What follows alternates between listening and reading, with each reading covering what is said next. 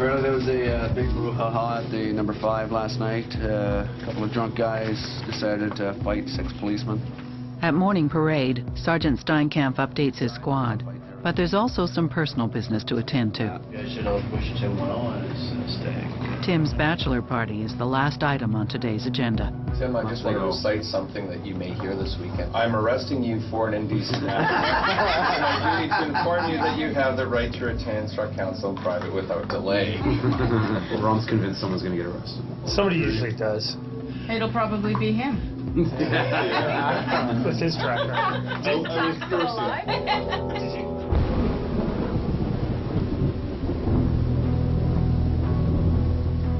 Later that morning, while on patrol with Constable Prévost, Tim comes across a familiar face. Hey, Christiane. Look who it is. The teenager from Montreal is still in the Downtown Eastside. T'as téléphoné le numéro de téléphone que je t'ai donné? Je m'en vais, je passe à midi. J'ai eu mon ticket. Good idea, too? C'est qui te l'a donné? Oh, l'église t'en donné un chèque. Oh. OK, je vais juste vérifier pour m'assurer qu'il n'y a rien sur le système. While Christiane checks out the boy, Tim uncovers some new and surprising information. The girls told me he was speaking English before we showed up. He was trying Completely? Yeah, he was speaking good English. He was trying to sell crack pipes. He was trying to sell crack pipes? Tu parles anglais ou tu parles pas anglais? Ben, je comprends une petite affaire, quelques mots. Qu'est-ce que tu essayais de vendre ici? Je vendais rien, moi. J'attendais, je te le dis, j'attendais après quelqu'un. Je peux-tu vérifier tes poches? Fouiller mes poches. Il y a quelqu'un qui a dit ici que tu parles anglais et tu essayais de lui vendre des pipes. C'est vrai? Non, c'est vrai. Je sais pas, je te le demande. Non? Non, c'est vrai. Pas vrai. Oh, parfait. La bullshit.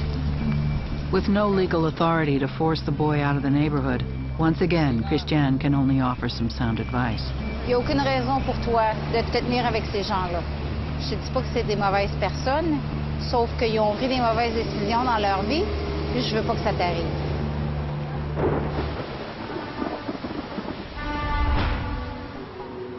In Chinatown, Constable Stu Black is expanding the cleanup operation after getting tipped off about a notorious dealer working the area. The Chinatown community police officer pointed out this hotel to us. It's the biggest problem premise in Chinatown at this point. The major dealer in the hotel refusing to leave after being told numerous times by the management, who I think is quite intimidated by him. Constable Black has come across this dealer before and is familiar with how he operates. These drug dealers, they'll kick in the door and take over the tenant's room and deal drugs out of there and flop there. If the tenant's lucky, they'll let him stay in his bedroom. Oftentimes they'll use violence and just kick the guy out. The suspect is under a court order not to enter any room except his own. Stu believes this condition has been breached and wants to let the target know that the police are watching.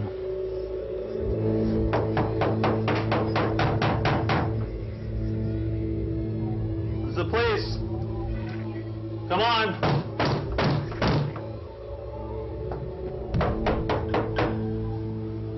Unless I go for a warrant, I can't go in there. So, I still have the drug dealer in this building, open for business, selling as much as he wants to anybody he wants to, whenever he wants to. Policing in the Downtown Eastside sometimes. Redundant futility.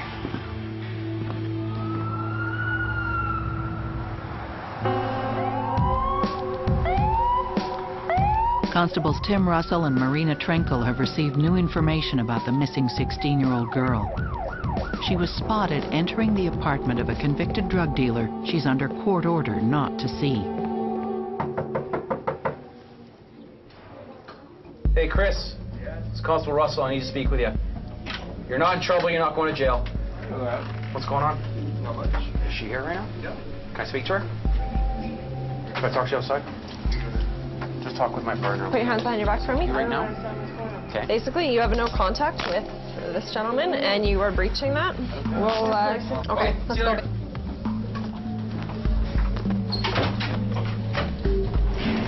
How much have you been drinking today? I'm 16. What do you expect? I don't know. What does that mean? 16-year-old girls, this is what we do. We go, we have fun with friends. Yeah? You hang out with crack dealers. No, you don't know the real him. Yeah, I know he's an idiot. He says one thing. He's mentally abusing me. I know that. Why would you put up with that kind of thing? Like, don't you think you deserve better than that? I love him. Don't you think there's somebody out there who would be a better choice for you? Yeah, there is, but is there anybody right now? No. She's had a tough life, obviously, and and it's crazy. I was talking to her, and she's not the typical 16-year-old that you'd see down here. She's healthy, good-looking, 16-year-old kid, just making very poor choices. Has obviously family issues and has no one to fall back on. And obviously, this guy sees these opportunities, makes himself a friend. Doesn't take a brain surgeon to figure out what his objectives in the situation are. So she's been down hanging out with him and just doing cocaine for the last day and a half, binging. 16 years old.